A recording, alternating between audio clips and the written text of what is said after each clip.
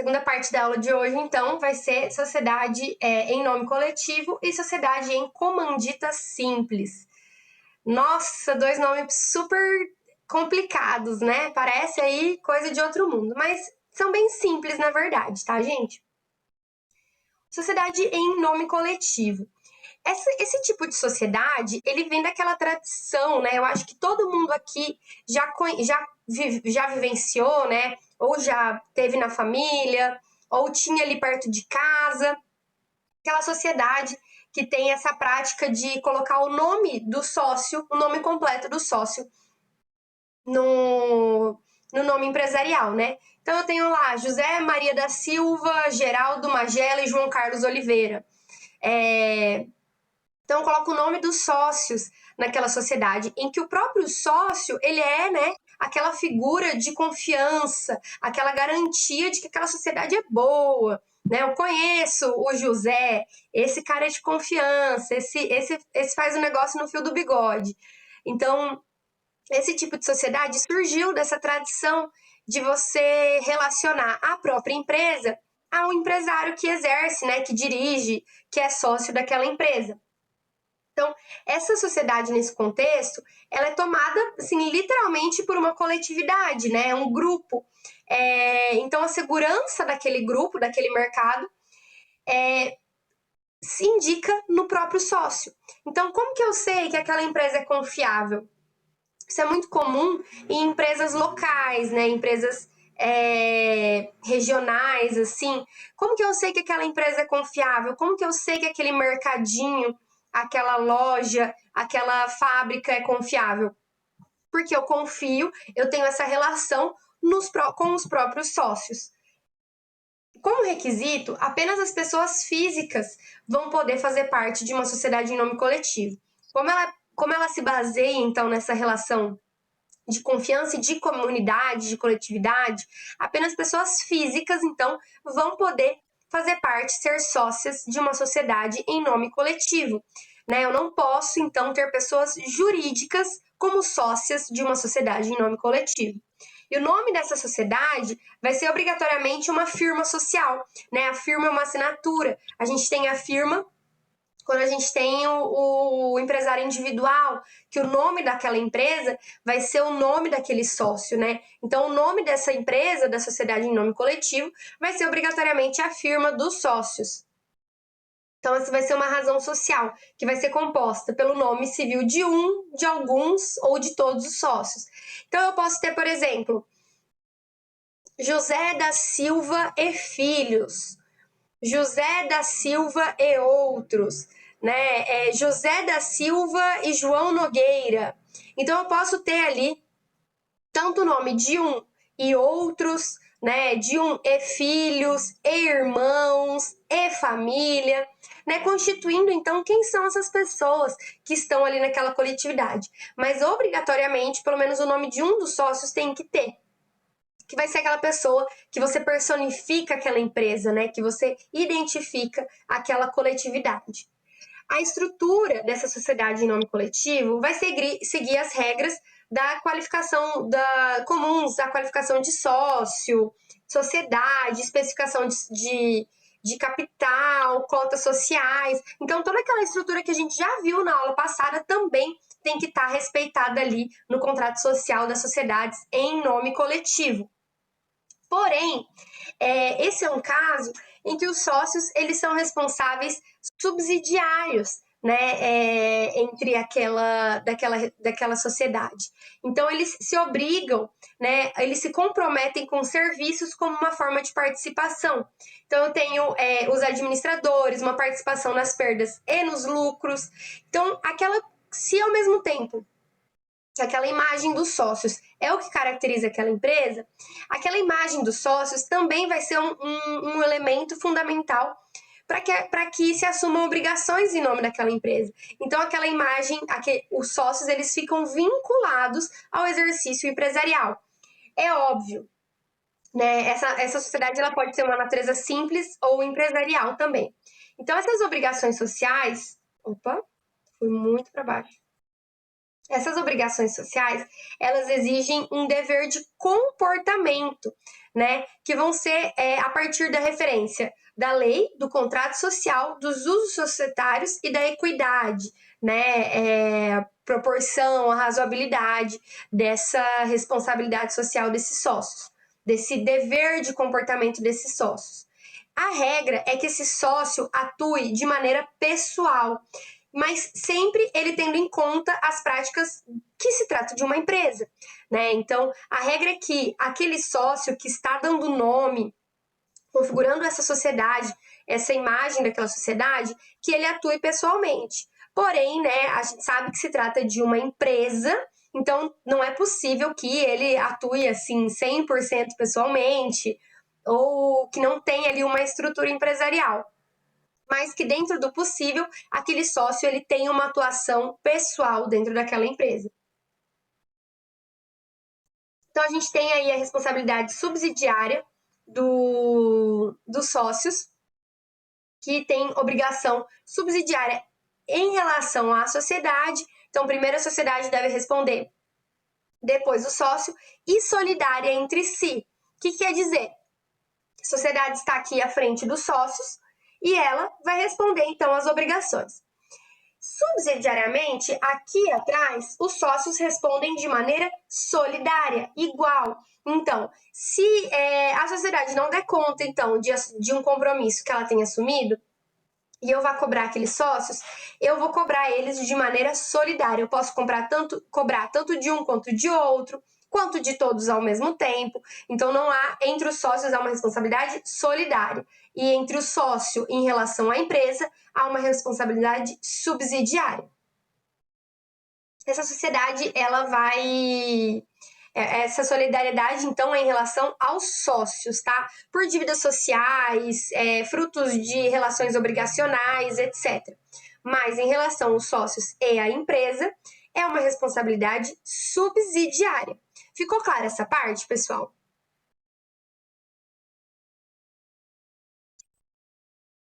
Ficou? Então, gente, ok, entendi que o sócio ele tem uma responsabilidade subsidiária. Eventualmente, se ele tiver que responder por alguma se ele for responsabilizado por alguma obrigação da empresa, ele tem um direito de ação de regresso. O que é ação de regresso? É quando eu posso, quando eu respondo, por exemplo, aqui no apartamento que eu alugo, eu tenho um fiador. Se eu não pagar o aluguel, o fiador ele pode ser acionado, não é verdade?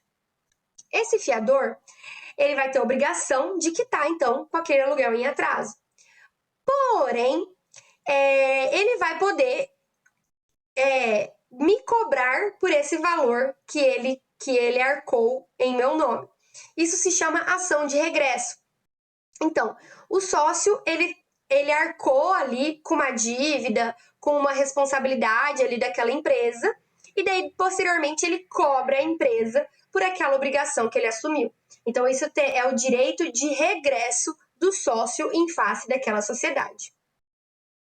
Essa responsabilidade dele vai ser na proporção das perdas sociais. Essa ação de regresso vai ser na proporção para participação nessas perdas sociais, né? Ele pode, essa ação de regresso pode arcar sobre a totalidade daquela obrigação ou apenas sobre parte dela. E, enfim, ficou clara essa parte, gente? O que interessa... Ficou? Porque o que interessa é isso, é que caso essa sociedade não arque com as suas obrigações, o sócio ele tem obrigação subsidiária, solidária entre os sócios, subsidiária em relação à empresa. O sócio que teve que arcar, ou os sócios que tiveram que arcar com obrigações, prejuízos daquela empresa, eles podem posteriormente, eles têm o direito de regresso contra aquela sociedade. Então, olha, eu arquei aqui com essas responsabilidades em nome da empresa, agora a empresa ela tem que me reembolsar ou arcar os meus prejuízos com essa responsabilidade que eu assumi. E a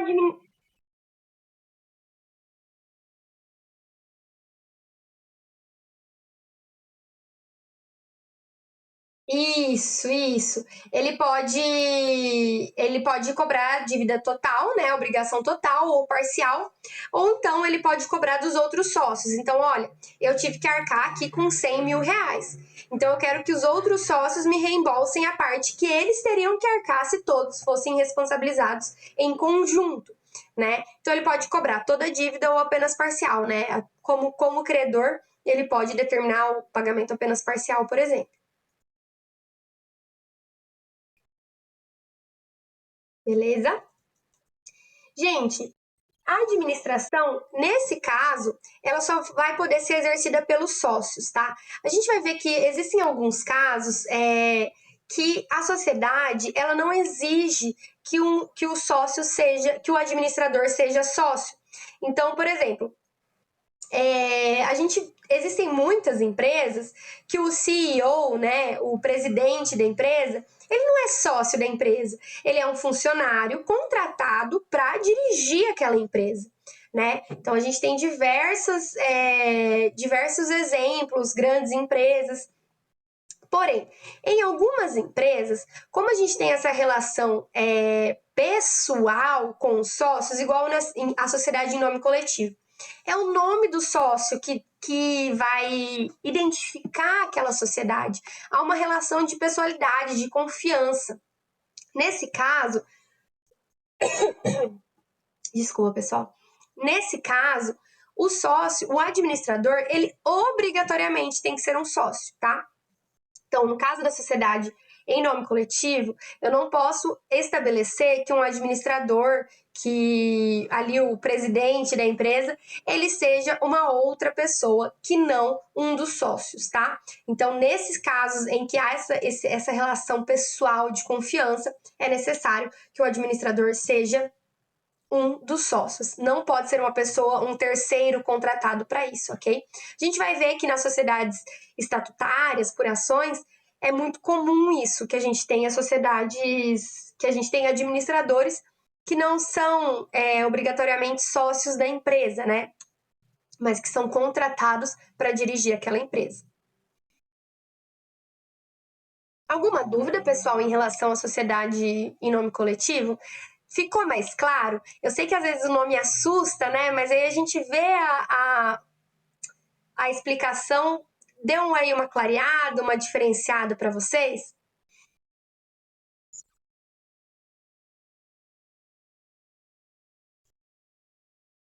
Tá tranquilo? Ai, que bom que vocês estão que bom que tá tranquilo por enquanto, viu? É que assim, é, vou falar para vocês o que eu acho em relação à matéria. Não é uma matéria difícil se a gente separa ela. Os tipos societários, né? O que é a sociedade, mas é uma matéria muito densa, é muita matéria. Né? Então, só hoje estamos vendo 3 tipos societários. Então, é muita matéria. E é isso que torna o direito empresarial difícil. É muita informação. E são informações técnicas, né? Porcentagem, enfim. Então, eu sei que é isso que torna o direito empresarial difícil. E normalmente são coisas que quem não trabalha com isso não aplica no dia a dia, né? É diferente do direito civil, por exemplo, que você todo dia você assume uma obrigação, você tem uma relação, você realiza um ato jurídico, você realiza negócios jurídicos, né? Então, o direito civil você consegue aplicar no seu dia a dia. Direito empresarial nem tanto, a não ser que você tenha uma empresa, né? Eu sei que tem vários empresários aí na turma que nadam de braçada e compreendem tudo que sabem até mais do que eu, né? Que vivem aí com essas situações do dia a dia. Mas eu espero que vocês estejam conseguindo absorver aí todo o conteúdo. Se tiver alguma dúvida, é só falar, tá, pessoal? Então, a última sociedade que a gente vai ver hoje, tá? Prometo para vocês, hoje é a última. Aí, semana que vem, nós vamos ver só sociedades estatutárias, tá? Principalmente a sociedade por ação. Aí, essas são um pouquinho mais complicadas, mas eu acho que vocês dão conta. Confio em vocês. Ok, quem já tinha ouvido falar desse nome, Sociedade em Comandita Simples?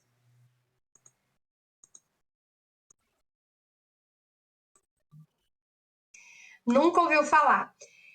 Quem aqui já ouviu falar de algum conhecido, de algum familiar, de algum caso de uma empresa na seguinte descrição. Eu sou uma pessoa que eu tenho dinheiro aí e eu quero investir. Só que eu não tenho tempo para trabalhar, não tenho tempo para ir lá e cuidar dessa empresa. Então, vou fazer o seguinte, eu vou colocar o capital da empresa e você vai entrar como sócio e trabalhar nessa empresa. Você vai ser sócio, mas é você que vai tomar conta dessa empresa. Alguém já conhece, já ouviu falar de uma empresa nesse sentido, nessa estrutura?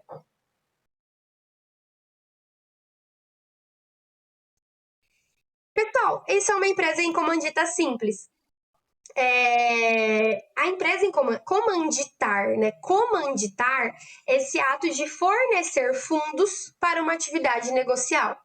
Ela pode ser simples ou empresária, então pode ser comandita simples ou comandita empresarial, que vai ser gerida por terceiros. Então, quem está colocando os fundos naquela empresa não é a mesma pessoa que vai gerir aquela empresa, que vai administrar, que vai dirigir aquela empresa.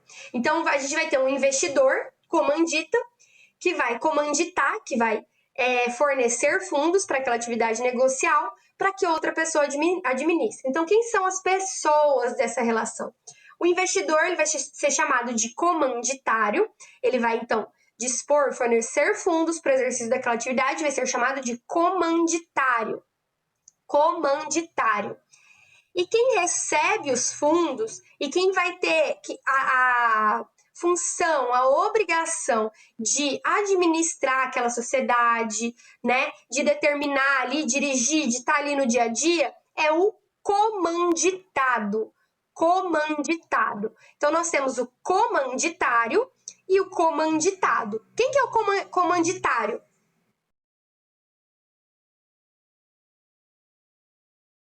Perfeito. E quem é o... Oi?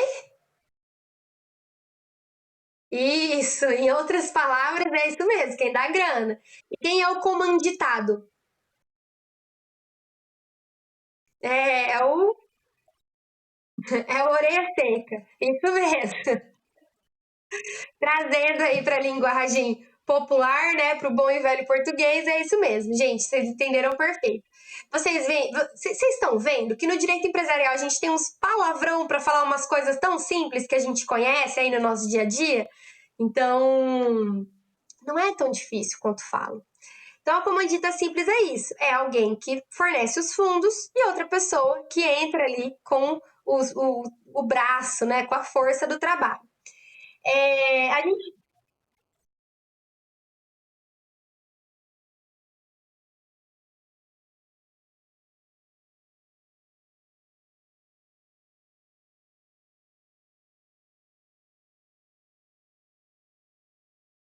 e eu sei fazer, mas eu não tenho dinheiro. É o famoso juntar a fome com a vontade de comer, né? Mas é muito comum, sim, porque assim, esse tipo de sociedade, ele exige também, assim, todos os tipos de sociedade, eles exigem um grau de confiança entre os sócios, né? Mas a gente tem algumas particularidades. Enquanto sociedade em nome coletivo, ela exige uma confiança daquela comunidade com aquela empresa, então assim, eu confio naquela empresa porque eu conheço, o cara é meu vizinho, o seu João ali conhece ele desde criança, ele trabalha aí no negócio faz 30 anos, o cara é de confiança. Então você tem uma relação de confiança da própria comunidade com aquele empresário. Né? Aquela sociedade se baseia no nome daquele empresário, se baseia na boa reputação daquelas pessoas. A comandita simples, ela exige um grau muito maior de confiança, porque o comanditário, ele não vai estar à frente daquela situação. Ele apenas entrega o cheque em branco ali, né? Nem sempre em branco.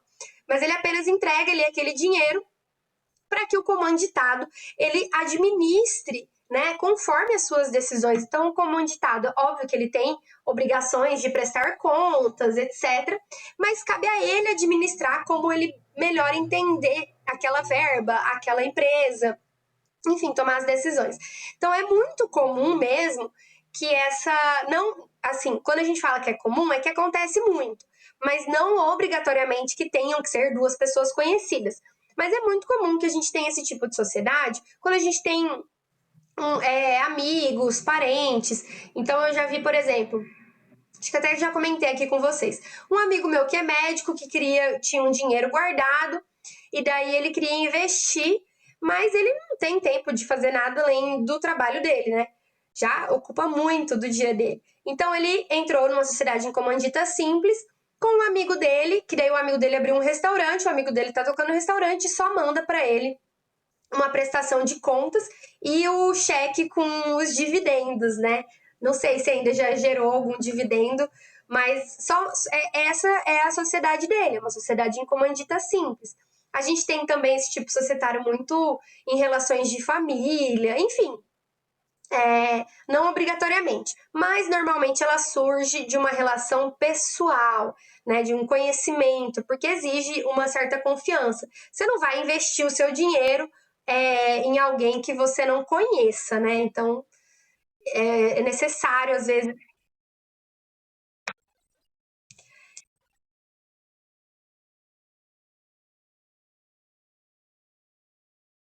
existe. A gente tem até reality shows, né, desse tipo de aquele Shark Tank, eu não sei se vocês já viram, né, que você investe na ideia. Então, eu tenho a ideia de produzir uma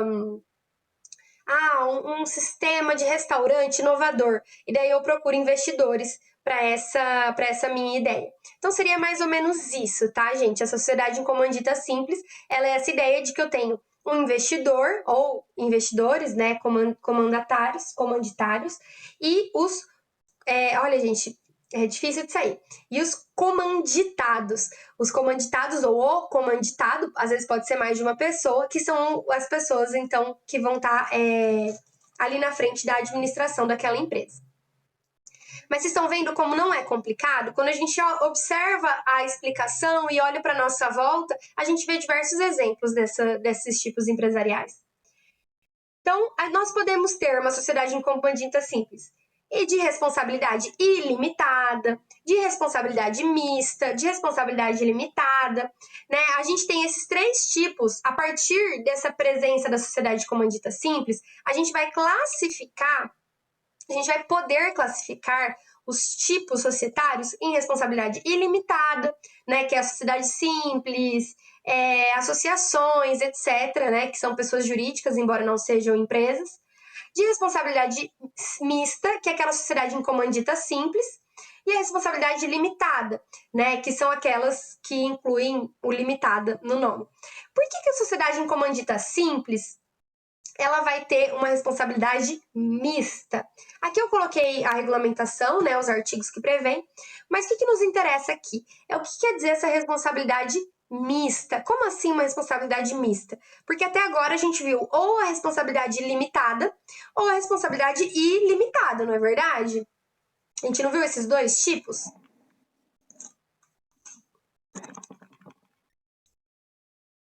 Então, aí como assim uma sociedade mista de responsabilidade mista? Sociedade de responsabilidade mista, por que a sociedade em comandita simples a gente considera ela uma sociedade de responsabilidade mista? Porque nós temos dois tipos de sócio: os comanditários e os comanditados. Comanditários quem investe, comanditados quem administra.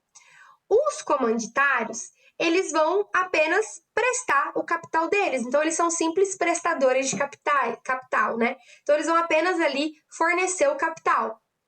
Vão apenas investir naquela ideia. Então, a obrigação deles é o quê? Integralizar o valor do capital necessário. Então, fornecer aquele dinheiro do capital necessário.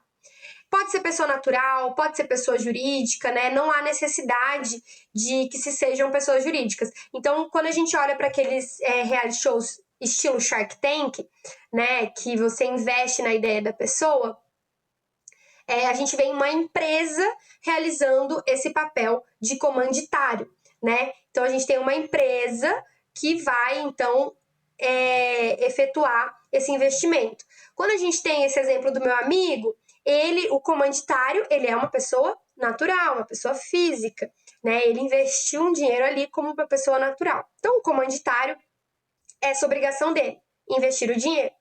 E ele pode ser uma pessoa física, como pode ser uma pessoa jurídica. Pessoal, tá acabando nosso tempo aqui, vai cair a ligação.